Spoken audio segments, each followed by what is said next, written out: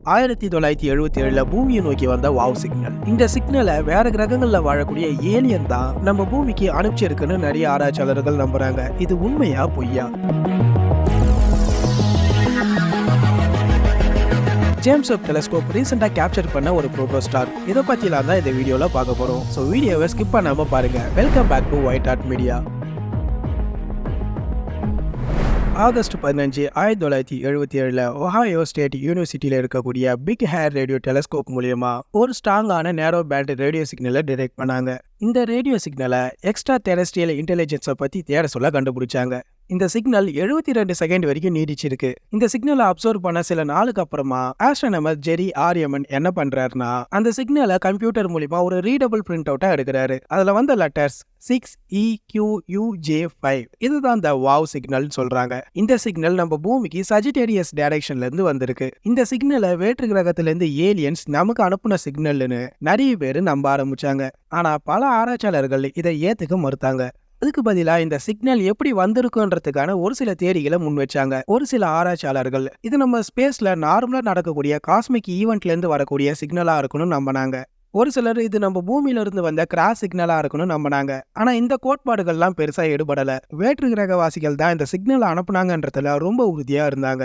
ரீசெண்டா நடந்த ரிசர்ச்ல கூட 1800 லைட் இயர்ஸ் தொலைவில் இருக்கக்கூடிய நம்ம சூரிய குடும்பம் போலவே வேற ஒரு சூரிய குடும்பத்தில் இருக்கக்கூடிய கிரகத்துல இருந்து இந்த சிக்னல் வந்திருக்க வாய்ப்பு இருக்குன்னு நம்புறாங்க. ஆனா இதுவும் ஒரு யூகமே தவிர போதுமான ஆதாரங்கள் இல்ல. இன்னொரு ரிசர்ச்ல பாத்தீங்கன்னா இந்த சிக்னல் ஒரு ரேடியோ ஸ்பெக்ட்ரம் வேவ் லென்த்தா இருக்கலாம். இதோடைய லென்த் பாத்தீங்கன்னா 21.106 சென்டிமீட்டர். அப்புறம் இதோட ஃப்ரீக்வன்சி பாத்தீங்கன்னா 1420 மெகாஹெர்ட்ஸ். இது ஒரு ஹைட்ரஜன் லைன்னு சொல்லுவாங்க. அதாவது ஹைட்ரஜன் ஆட்டம்ல இருந்து எமிட் ஆகக்கூடிய ஒரு சிக்னல். இது நம்ம யூனிவர்ஸ்ல மோஸ்ட் காமனா இருக்கக்கூடிய ஒண்ணு. இது போல பல விவாதங்கள் போயிட்டு இருக்க சொல்ல 2016 அன்டோனியோ பாரிஸ் என்ற ஒரு ஆஸ்ட்ரோனமர் இந்த சிக்னலை பத்தி ஒரு ஸ்ட்ராங்கான தியரியை ப்ரப்போஸ் பண்றாரு. அவர் என்ன சொல்றாருன்னா, 266P by கிறிஸ்டியன்சன் அப்புறம் P by 2008 Y2ன்ற இந்த ரெண்டு வால்மீன்கள் ஸ்பேஸ்ல ஒரே சமயத்துல ஹைட்ரஜன் கிளவுட கடந்து போக சொல்ல இந்த சிக்னல் ஏற்பட்டிருக்கலாம். இந்த சிக்னலை தான் நம்ம அப்சர்வ் பண்ணோம் என்ற தியரியை முன் வச்சாரு. இந்த தியரி பெரிய கான்ட்ரவர்ஷியலா இருந்தது. பல ஆராய்ச்சியாளர்கள் இந்த தியரியை ஒத்துக்கல. ஏன்னா இவர் சொன்னதுல ஒரு கம்ப்ளீட்டான ஸ்ட்ரக்சர் இல்லைன்னு பல ஆராய்ச்சியாளர்கள் இவருக்கு எதிராக வாதிட்டாங்க. அதுக்கப்புறம் 2017 அன்டோனியோ பாரிஸ் அவருடைய டீமோட இந்த வாவ் சிக்னல் எந்த திசையில இருந்து வந்ததோ அந்த சஜிடேரியஸ் திசையில இருக்கக்கூடிய 266P கிறிஸ்டியன்சன் வால்மீனை ரொம்ப டீப்பா கண்காணிக்கிறாங்க. அதுல இருந்து கிடைச்ச சிக்னலை வச்சு வாவ் சிக்னலோட மேட்ச் பண்றாங்க. ஆனா பிக் ஏர் ரிசர்ச் டீம்ல இருக்கக்கூடிய ஆஸ்ட்ரோனமர்ஸ் இதையும் நிராகரிக்கிறாங்க. ஏன்னா அந்த விண்கற்கள்ல இருந்து வரக்கூடிய சிக்னல் கரெக்டான டைம்ல இல்லனோ இது வாவ் சிக்னல்ல இருந்து வந்த ஃப்ரீக்வன்சியோட ரொம்பவே கம்மியா இருக்குன்னு எக்ஸ்பிளைன் பண்றாங்க. ரீசெண்டா நெட்ஃபிளிக்ஸ்ல வெளில வந்த 3 பாடி ப்ராப்ளம் என்ற வெப் சீரிஸ்ல கூட இந்த வாவ் சிக்னல் ஏலியன் கிட்ட இருந்து வந்ததாகவும் அதுக்கப்புறம் ஏலியன்ஸ் பூமிக்கு வராங்கன்றத பத்தி எல்லாம் காட்டியிருக்காங்க. இந்த வாவ் சிக்னலோட மிஸ்ட்ரி இன்னி வரைக்கும் கண்டினியூ ஆயிட்டே இருக்கு. இது உண்மையாவே ஏலியன் கிட்ட இருந்து வந்ததா இல்லனா ஸ்பேஸ்ல நடக்கக்கூடிய ஒரு காஸ்மிக் ஈவெண்ட்ல இருந்து வந்ததான்றத பத்தி விவாதம் இன்னைக்கும் போயிட்டே தான் இருக்கு. இதை பத்தி உங்களுடைய கருத்தை கமெண்ட்ல சொல்லுங்க. ஜேம்ஸ் வெப் டெலஸ்கோப் ரீசெண்டா ஒரு பேபி ஸ்டாரை கேப்சர் பண்ணிருக்கு. இது நம்ம பூமியில இருந்து 460 ஒளியாண்டு தொலைவில் இருக்கக்கூடிய நெபுலா L1527 என்ற இடத்துல இருக்கு. இதோடைய ஷேப்பை பார்க்க சொல்ல இது ஒரு பட்டாம்பூச்சியோடைய ரெக்கை மாதிரி இருக்கும். இதோடைய மையத்தில் இருக்கக்கூடிய பேபி ஸ்டாரோடைய வயசு என்னன்னு பாத்தீங்கன்னா 1,00,000 ஆண்டு.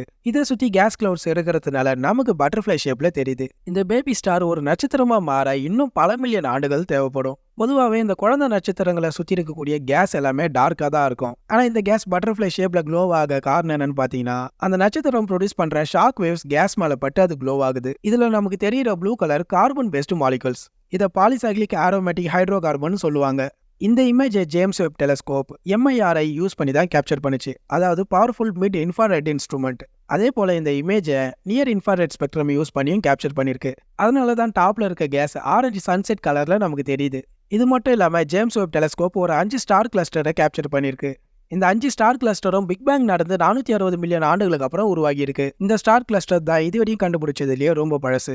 நம்ம யூனிவர்ஸ் உருவாகி 13.6 பில்லியன் ஆண்டுகள் ஆகுது. பிக் பேங்குக்கு அப்புறம் ஆரம்ப காலத்துல நட்சத்திரங்கள் எப்படி உருவாகி இருக்கும், கேலக்சி எல்லாம் எப்படி உருவாகி இருக்குன்னு உலகம் ஃபுல்லா இருக்கக்கூடிய விஞ்ஞானிகள் தெரிஞ்சுக்க ரொம்பவே ஆர்வமா இருக்காங்க. இந்த ஜேம்ஸ் வெப் டெலஸ்கோப் மூலியமா நம்மளால இந்த பிரபஞ்சத்தை பத்தி ஓரளவுக்கு புரிஞ்சுக்க முடியுது. அந்த வகையில இப்ப கண்டுபிடிச்சு இருக்கக்கூடிய இந்த 5 யங் ஸ்டார் கிளஸ்டர்ஸை வச்சு நிறைய தெரிஞ்சுக்க ஆர்வமா இருக்காங்க. இந்த பிரபஞ்சம் எப்படி உருவானதுன்றதுக்கான விடை இன்னும் சில 100 ஆண்டுகள்ல நமக்கு கிடைக்கலாம். மேலும் சுவாரஸ்யமான தகவலை தெரிஞ்சுக்க நம்ம சேனலை லைக் பண்ணுங்க, ஷேர் பண்ணுங்க, சப்ஸ்கிரைப் பண்ணுங்க. நன்றி, வணக்கம்.